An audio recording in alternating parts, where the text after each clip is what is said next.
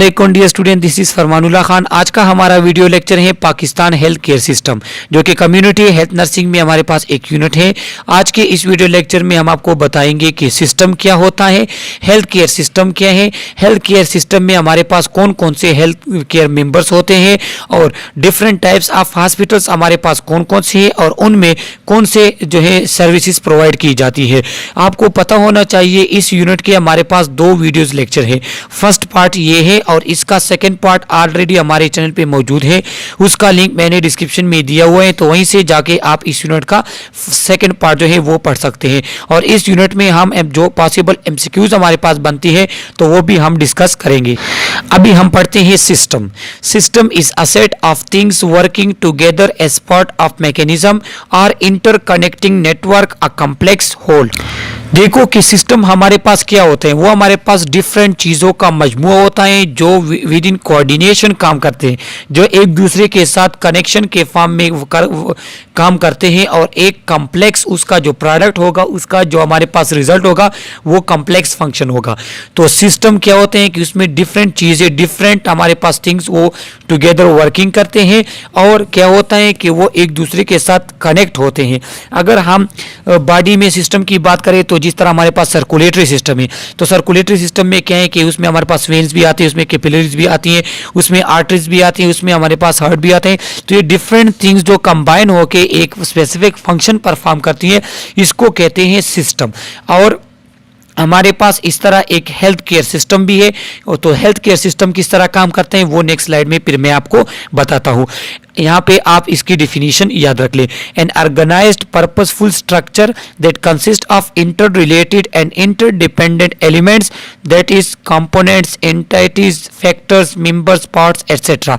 तो हमारे पास सिस्टम क्या है कि वो एक ऐसा स्ट्रक्चर होगा जो ऑर्गेनाइज होगा और वो पर्पसफुल होगा, उसका एक आउटपुट होगा, एक फंक्शन होगा।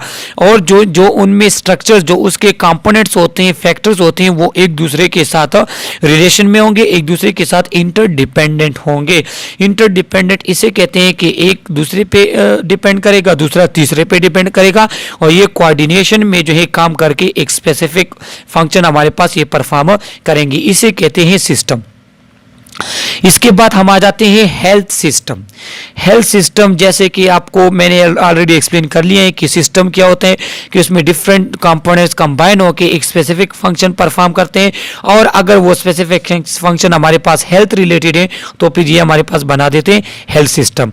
अ health system also some time referred to as health care system is the organisation of people, institutions and resources that deliver health care service to meet the health need of target population. तो देखो कि health system को हम health care system भी कहते हैं। इसमें क्या होता है, इसमें हमारे पास एक ऑर्गेनाइजेशंस होती हैं, एक कम कोऑर्डिनेशन होता है पीपल का, इंस्टीट्यूशंस का, रिसोर्स का। पीपल में कौन आते हैं, इसमें हेल्थ केयर टीम्स आती हैं, जिस तरह हमारे पास नर्सिस हो गए, पैरामेडिक्स हो गए, डॉक्टर्स हो गए, एलएचवीज हो गए, एलएचवी हमारे पास हो गए, मिडविटरी वगैरह हो गए, तो वो पीपल में आती। इसके साथ इंस्टीट्यूशन, हॉस्पिटल्स हमारे पास डीएचक्यू, टीचिंग हॉस्पिटल्स वगैरह, इस तरह हमारे पास मेडिकल कॉलेजेस वगैरह, नर्सिंग कॉलेजेस, और इसके साथ क्या, रिसोर्सेज, जो आप रिसोर्सेज यूज़ करते हैं, जो आपके पास इंस्ट्रूमेंट्स होते हैं, जो आपके पास मेडिसिन वगैरह होती हैं। तो ये तीनों जो कंबाइन होके हमारे पास एक ऐसा ऑर्गेनाइजेशन में फंक्शन करे कि जिसका मकसद क्या हो कि जो हेल्थ नीड हो टारगेट पॉपुलेशन का, कि अगर आप कम्युनिटी में काम कर रहे हैं या आप किसी रूरल एरिया या किसी अर्बन एरिया के लिए, जो सोसाइटी के लिए काम कर रहे हैं, तो उसके हेल्थ नीड को वो पूरा करे, तो इस सिस्टम को क्या कहते हैं, इसको कहते हैं हेल्थ सिस्टम या health care system. All the activities whose primary purpose is to promote, restore and maintain health. WHO के मुताबिक हेल्थ सिस्टम या हेल्थ केयर सिस्टम की डिफिनीशन क्या है कि वो तमाम एक्टिविटीज़ जिसका मेन मकसद क्या हो कि क्या करें कि आप कम्युनिटी या जो भी आपका टारगेट पॉपुलेशन है उनके हेल्थ को आप प्रोमोट कर सके, कि वो अगर हेल्थी हैं तो वो किस तरह इस तरह हेल्थी रह सकते हैं, अब आप किस तरह लोगों के हेल्थ लेवल को इंक्रीज कर सकते हैं। उसके बाद रिस्टोर, कि अगर उनको कोई प्रॉब्लम हुई है जिसकी वजह से उसकी हेल्थ प्रॉब्लम हुई है, हेल्थ में कोई डिफिशियंसी आई है, तो आपने उसको रिस्टोर करना है। और क्या करना है, थर्ड मेंटेन, कि जब आपके पास वो तमाम एक्टिविटीज़ जिसका मकसद क्या होता है कि आप प्रमोट कर सके, रिस्टोर कर सके और मेंटेन कर सके हेल्थ को, सेहत को, तो इसे कहते हैं हेल्थ सिस्टम या हेल्थ केयर सिस्टम। तो लिहाजा इस WHO की इस डिफिनीशन को आपने याद रख लें एमसीक्यूज के लिए। इसके बाद हमारे पास आ जाते हैं हॉस्पिटल सिस्टम्स। तो देखो मैक्सिमम जो हमारे पास केयर प्रोवाइड किया जाता है सेकेंडरी लेवल पे, टर्शियरी लेवल पे, तो वो हॉस्पिटल्स में प्रोवाइड किए जाते हैं। तो अब हम पढ़ेंगे कि हॉस्पिटल के डिफरेंट टाइप्स कौन कौन से हैं। Hospital system is a group of hospitals are facilities that work together to deliver services to their communities। देखो हॉस्पिटल सिस्टम किसे कहते हैं कि इसमें हमारे पास वो तमाम डिफरेंट हॉस्पिटल्स आती हैं जो बेसिक हेल्थ यूनिट है, DHQ वगैरह है, कि वो कंबाइन होकर हमारे पास क्या करते हैं कि एक हेल्थ सर्विस प्रोवाइड करते हैं अपनी कम्युनिटीज के, जो वहाँ की कम्युनिटी होती है। Different type of hospital system have different types of ownership and financial goals। तो देखो यहाँ पे हमारे पास 3 टाइप्स के हॉस्पिटल हैं, लेकिन उस किस और बेस पे है या ओनरशिप पे है कि वो किसके अंडर काम कर रहे हैं, या उसके जो फाइनेंशियल गोल हैं, जो उनका फाइनेंशियल मकसद है, उस बेस पे। तो उस बेस पे जो हमारे पास डिफरेंट टाइप ऑफ हॉस्पिटल है, उसमें पब्लिक हॉस्पिटल्स आते हैं, नॉन प्रॉफिट हॉस्पिटल्स आते हैं एंड प्राइवेट हॉस्पिटल्स आते हैं। तो ये टाइप्स आपने ओनरशिप और फाइनेंशियल गोल के बेस पे हैं, तो ये आपने एमसीक्यूज के लिए याद रखने हैं।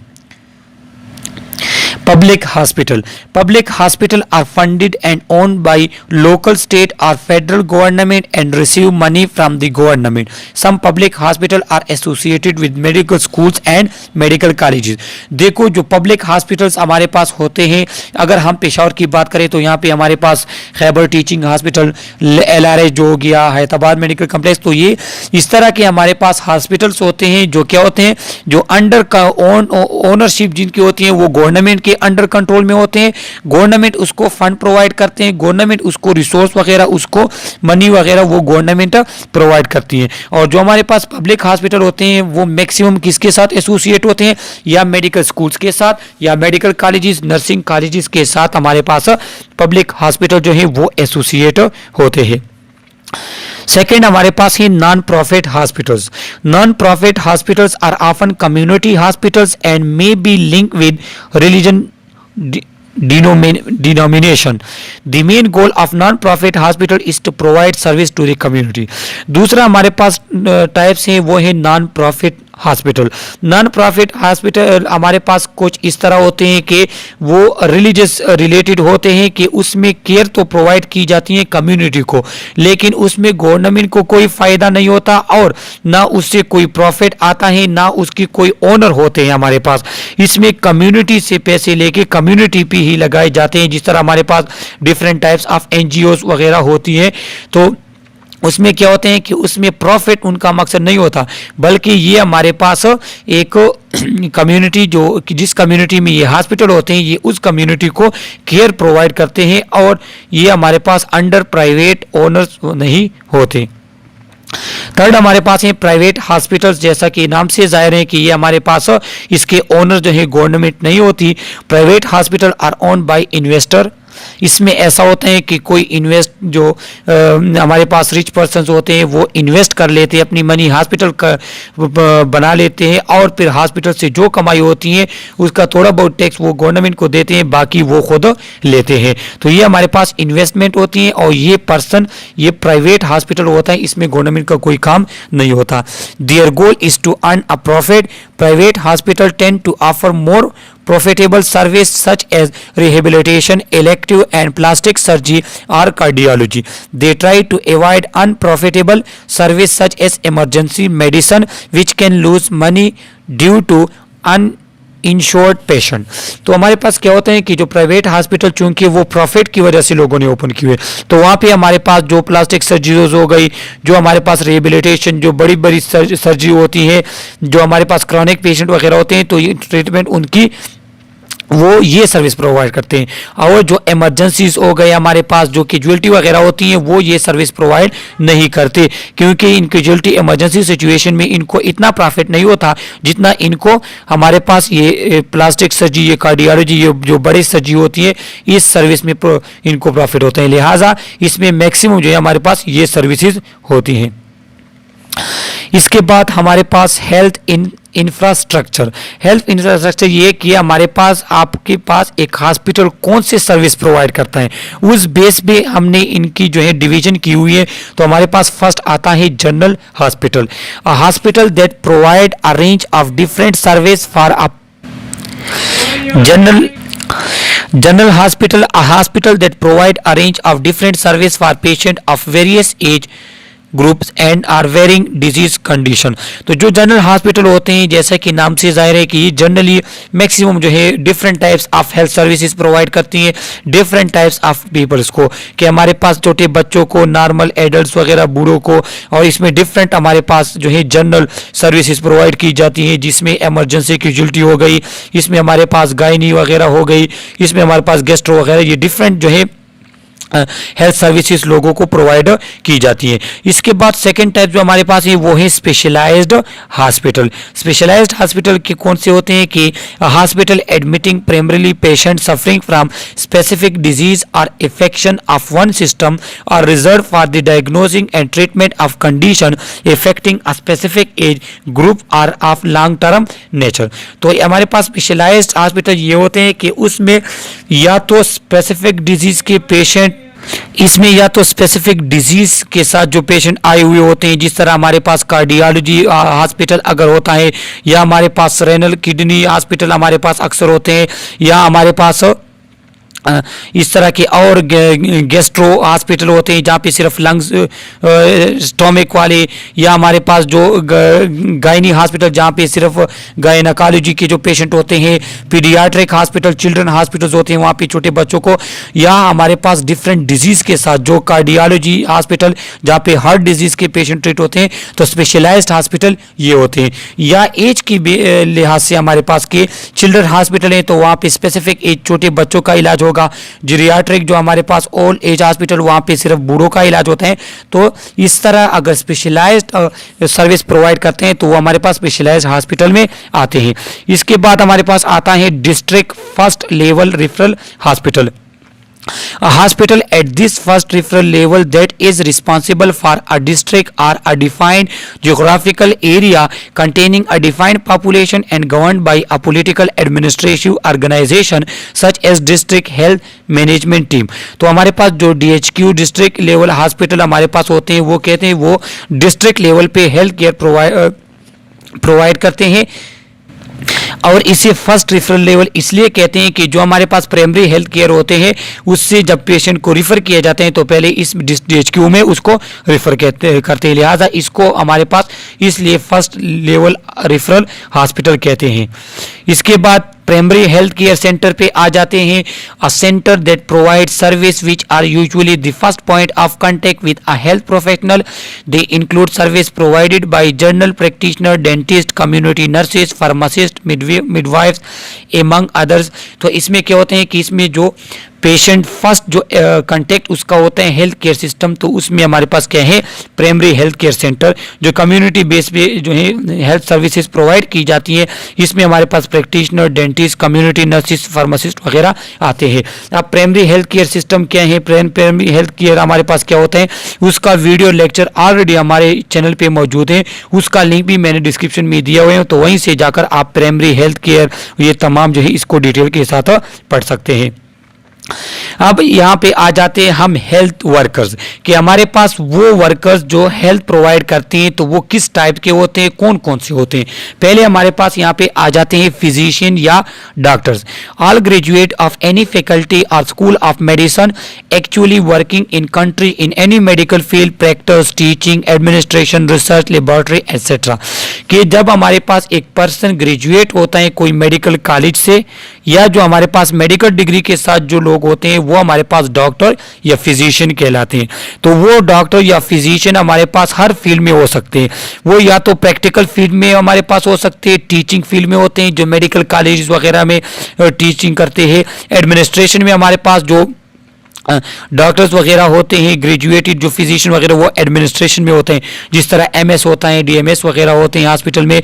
इस तरीके से हमारे पास डिफरेंट रिसर्च में भी होते हैं कि जो रिसर्च करते हैं, जो डिफरेंट प्रोसीजर वगैरह उसको इन्वेंट करते हैं, और लेबॉर्ट्री बेस भी हमारे पास होते हैं। तो ये क्यों नहीं, ये हमारे पास डॉक्टर्स एंड फिजिशियंस में आते हैं।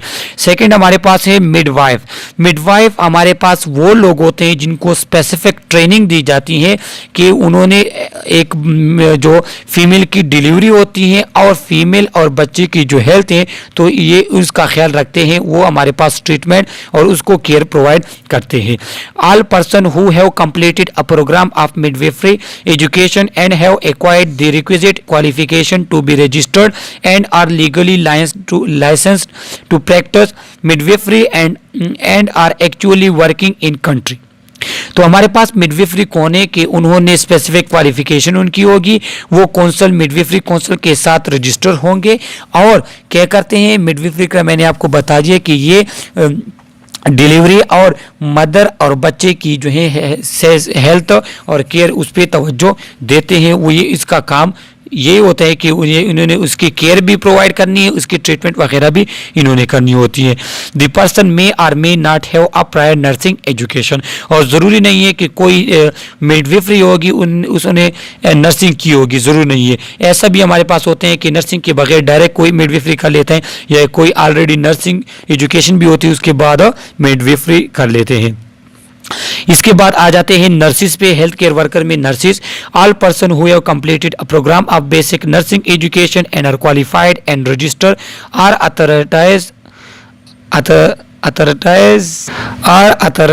Authorised to provide responsible and competent service for the promotion of health, prevention of illness, the care of sick and rehabilitation and are actually working in the country।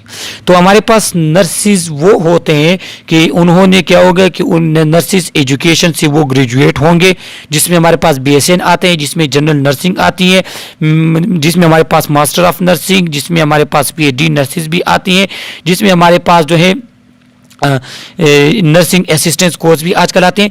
तो वो क्या होते हैं कि उनका मेन मकसद क्या होता है, उनकी जो सर्विस होती है वो क्या होती है कि उन्होंने हेल्थ को प्रमोट करना है, इलनेस को प्रिवेंट करना है ताकि इलनेस ना हो। इस तरीके से जो सिक पर्सन हमारे पास होते हैं उनकी केयर करना, रिहेबिलिटेशन करना, और यही फंक्शन जो है हमारे पास नर्सिस का होता है। इसके बाद हमारे पास आ जाते हैं फार्मासिस्ट। फार्मासिस्ट वो होते हैं जिसके पास जो है फार्मेसी की डिग्री होती है, वो हमारे पास फार्मेसी पे काम करते हैं, या लेबॉर्ट्री में हमारे पास काम करते हैं, या कई फार्मास्यूटिकल इंडस्ट्री में काम करते हैं, तो वो हमारे पास आ जाते हैं फार्मासिस्ट में। इसके बाद dentist, all graduate of any faculty और school of dentistry, odontology or stomatology actually working in any dental field। तो डेंटिस्ट में हमारे पास कौन से आते हैं कि वो लोग जिन्होंने डेंटल डिग्री उनके पास होगी, जो हमारे पास स्टोमेटोलॉजी जो हमारे पास मैक्सोफेशियल वगैरह इसकी जो डिग्री होती है, डेंटिस्ट जिसमें हमारे पास डेंटल सर्जरीज वगैरह ये तमाम, तो इसकी जो डिग्री ग्रेजुएट्स होते हैं हमारे पास डेंटिस्ट में आते हैं, और ये डिफरेंट लेवल्स पे जो है केयर प्रोवाइड करते हैं। इसमें फिर हमारे पास टेक्नीशियंस भी होते हैं, इसमें हमारे पास BDS वाले भी होते हैं, और हायर डिग्री वाले हमारे पास डेंटिस्ट में आते हैं। Other health care provider, other health care provider जो ऑलरेडी हम एक्सप्लेन कर चुके कि उसके अलावा हमारे पास जो होते हैं उसमें टेक्नीशियंस आते हैं, उसमें हमारे पास असिस्टेंट्स भी आते हैं, उसमें हमारे पास जो है अदर जो डिस्पेंसर वगैरह आते हैं, तो वो अदर हेल्थ केयर प्रोवाइडर में आते हैं। यहाँ पे अब हेल्थ केयर टीम है। हेल्थ केयर टीम मतलब कि जो हम हेल्थ सर्विस प्रोवाइड करते हैं, तो ये इंडिविजुअल कोई या डॉक्टर या नर्स या मिडवाइफ वगैरह इंडिविजुअली परफॉर्म या प्रोवाइड नहीं कर सकता, ये एक टीम फॉर्म में होते हैं। तो उस टीम में हमारे पास कौन कौन से मेंबर आते हैं, उसमें कम्युनिटी हेल्थ नर्सिस आती हैं, उसमें हमारे पास LHV लेडी हेल्थ विजिटर आती हैं, उसमें हेल्थ टेक्नीशियन, वैक्सीनेटर जो वैक्सीन वगैरह लगवाते हैं, dispenser, lab technician, family health workers, इसके बाद थेरेपिस्ट एंड रिहेबिलिटेशन स्पेशलिस्ट जो हमारे पास जिन्होंने की स्पेशलाइजेशन होती है रिहेबिलिटेशन वगैरह में।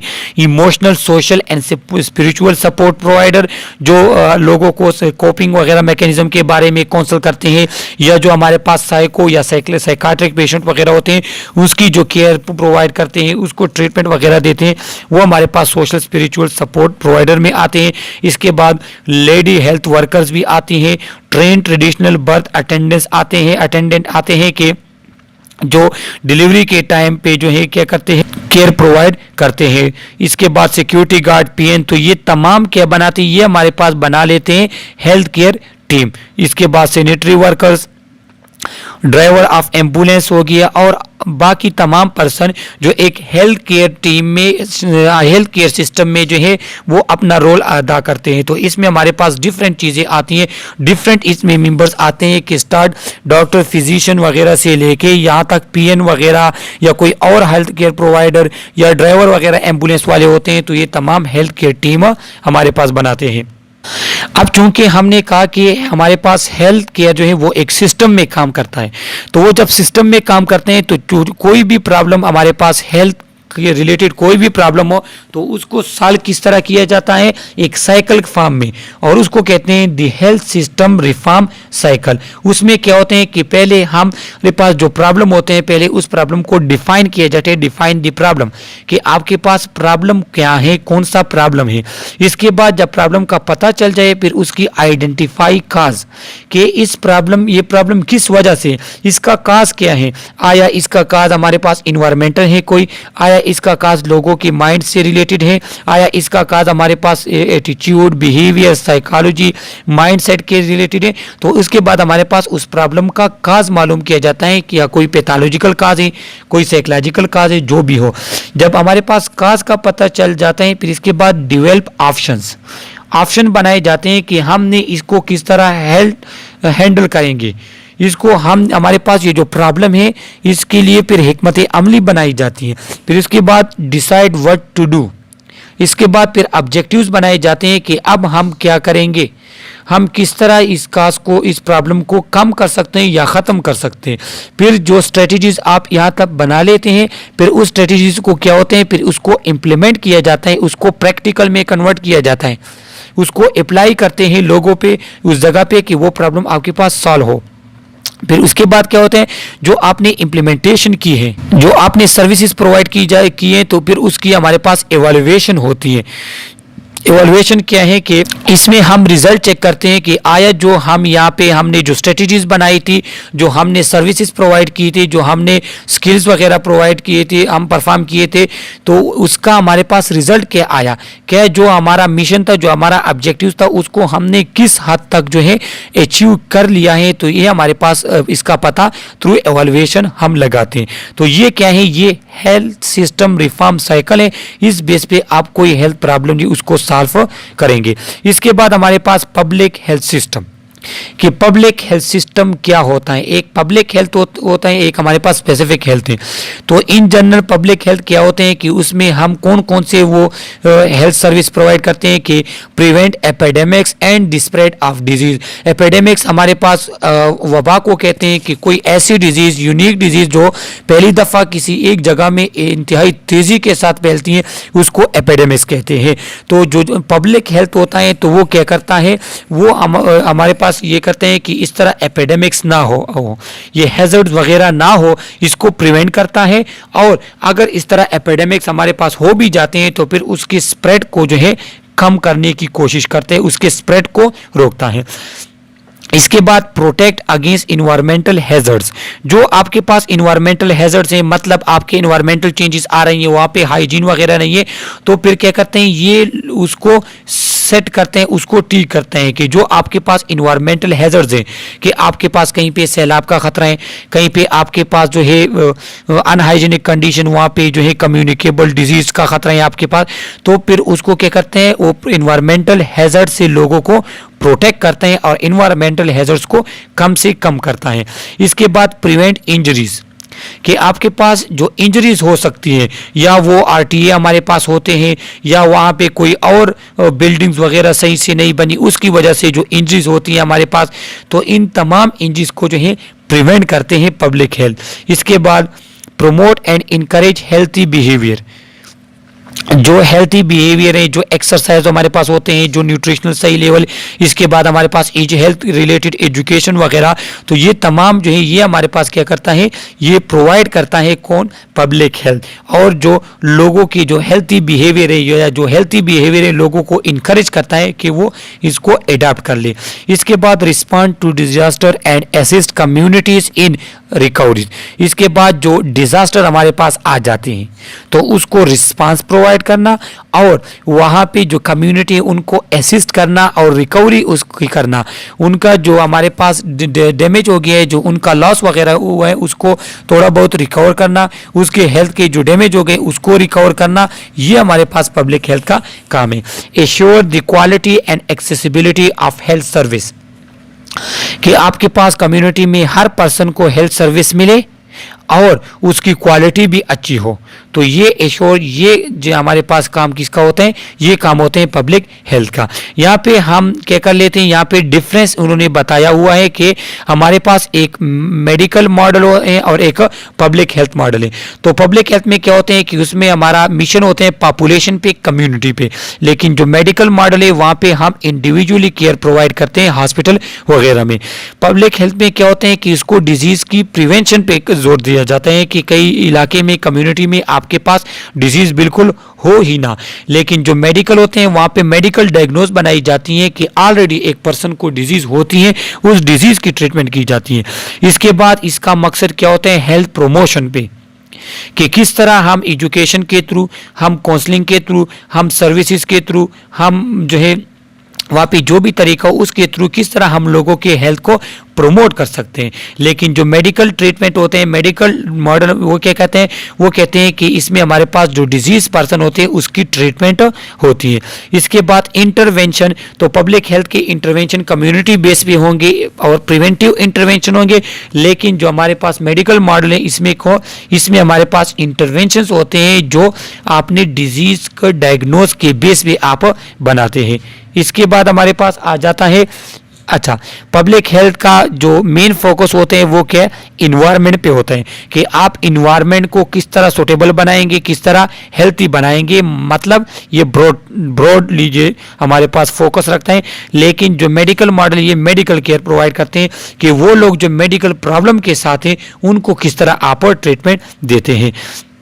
इसके बाद पब्लिक हेल्थ हमारे पास ह्यूमन बिहेवियर, इसमें ह्यूमन बिहेवियर के आया उनके बिहेवियर हेल्थी है या हेल्थी नहीं है, अगर हेल्थी नहीं है तो फिर उसको प्रमोट करके, उसको एजुकेट करके काउंसलिंग के थ्रू उसको हेल्थी बिहेवियर पर जो हमारे पास लोगों को इनकरेज करते हैं।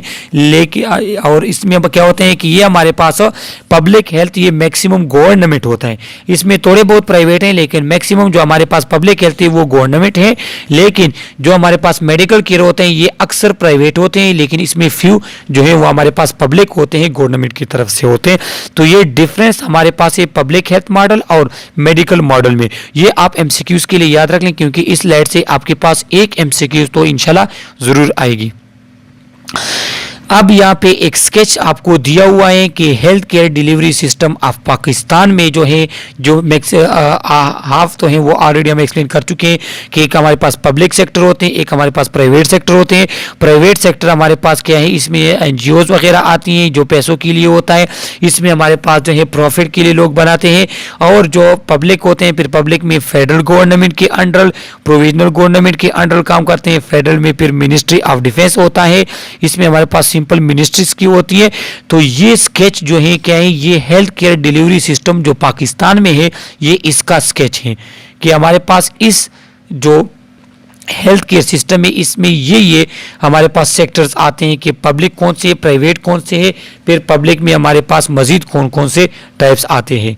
इसके बाद लेवल ऑफ हेल्थ, देखो हमारे पास डिफरेंट लेवल ऑफ हेल्थ होते हैं और उसके बिना पे डिफरेंट लेवल ऑफ हॉस्पिटल्स होते हैं।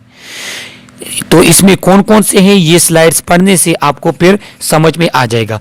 प्राइमरी हमारे पास होते हैं फर्स्ट के प्राइमरी हेल्थ केयर।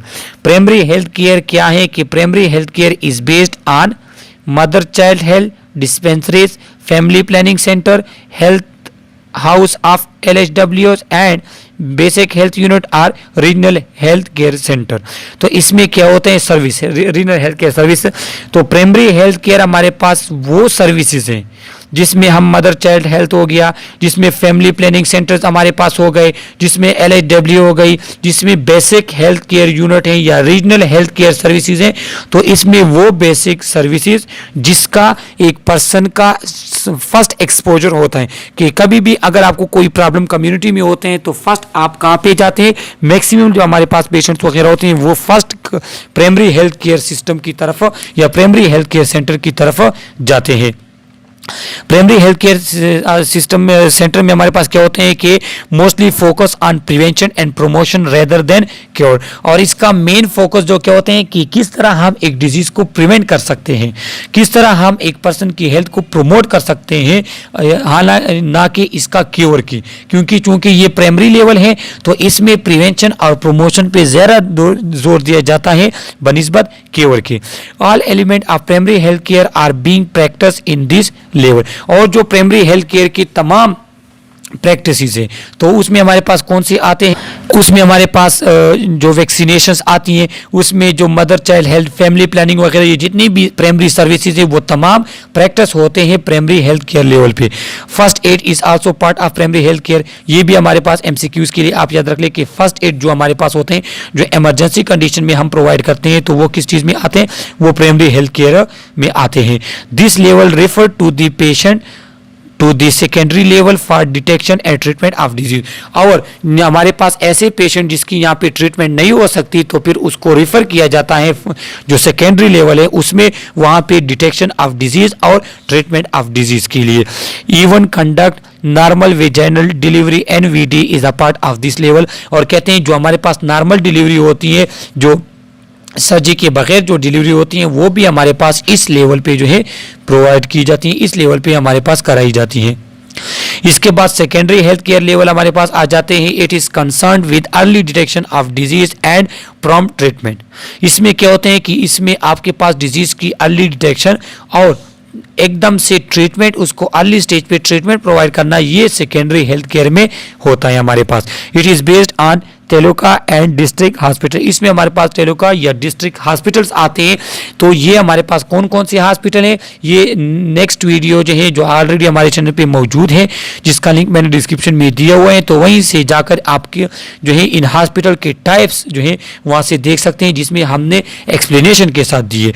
तो ये सेकेंडरी जो हमारे पास हेल्थ केयर लेवल है ये तेलुका या डिस्ट्रिक्ट हॉस्पिटल प्रोवाइड करते हैं। तो ये आप MCQs के लिए याद रख लें। It is more curative level rather than preventive. और इसका हमारे पास क्यूरेटिव पे ज्यादा तवज्जो देते हैं बनिस्बत प्रिवेंटिव के, क्योंकि जब हमारे पास प्राइमरी केयर सिस्टम से लोगों को क्या किया जाता है, इसमें रिफर किया जाता है इसलिए ताकि डिजीज को क्योर किया जाए। It receive the patient from primary health care level. ये प्राइमरी हेल्थ केयर लेवल से लोगों पेशेंट्स को रिसीव करती है। It has a special service of gynaecologist, physician, ENT specialist, orthopaedic surgeons and paediatrician. इसमें हमारे पास ये डिफरेंट जो स्पेशल सर्विस जो है वो प्रोवाइड की जाती हैं, जिसमें गायनाकोलॉजिस्ट जो वहाँ पे हमारे पास थोड़े बहुत सर्जरीज होती है, वहाँ पे फिजिशियंस होते हैं, वहाँ पे हर चीज़ के अलग अलग वार्ड होते हैं। और ये हमारे पास क्या होते हैं, इसमें एडवांस लेवल हेल्थ प्रोवाइड किया जाता है बनिस्बत प्राइमरी लेवल के। और थर्ड हमारे पास क्या है, tertiary health care level. It provide high level of care and provide care to disabilities and provide rehabilitation। जो हमारे पास हाई लेवल केयर है वो टर्शियरी हेल्थ केयर जो है सिस्टम वो प्रोवाइड करते हैं।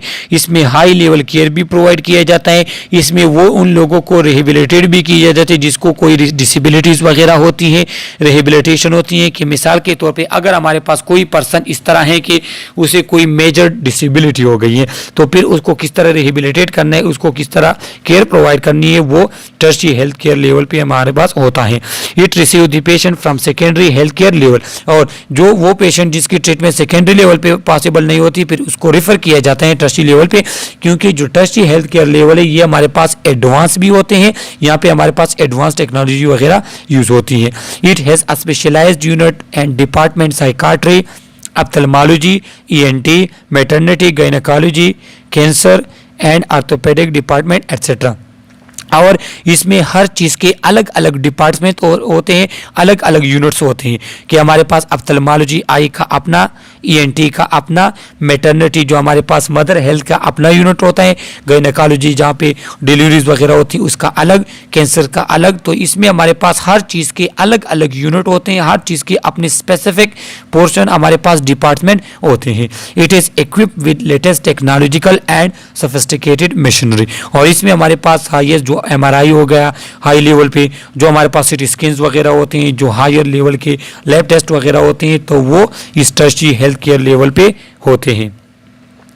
इस पेज में आपको ये पूरा जो सिस्टम दिखाया गया है कि हमारे पास जो integral health care system Pakistan में है कि ये टीचिंग हॉस्पिटल्स वो हमारे पास हो गए फेडरल हॉस्पिटल, इसके बाद जो हमारे पास आ जाएं फिर डिस्ट्रिक्ट हॉस्पिटल आते हैं, फिर इसके बाद डिस्ट्रिक्ट और तालुका हॉस्पिटल्स आते हैं, फिर हमारे पास रीजनल हेल्थ केयर सेंटर, फिर बेसिक हेल्थ यूनिट, फिर हमारे पास डिस्पेंसरी वगैरह। तो ये एक लेवल है पाकिस्तान में या हेल्थ केयर सिस्टम में हमारे पास। तो ये बीएचयू क्या होते हैं, आरएचसी, डीएचक्यू वगैरह ये क्या क्या होते हैं, ये हमारे नेक्स्ट वीडियो में ऑलरेडी मौजूद है जिसका लिंक मैंने डिस्क्रिप्शन में दिया हुआ है। तो वहीं से जाकर आप ये different types of health care centres जो है पाकिस्तान में जो सिस्टम है ये पढ़ सकते हैं। Okay, thank you.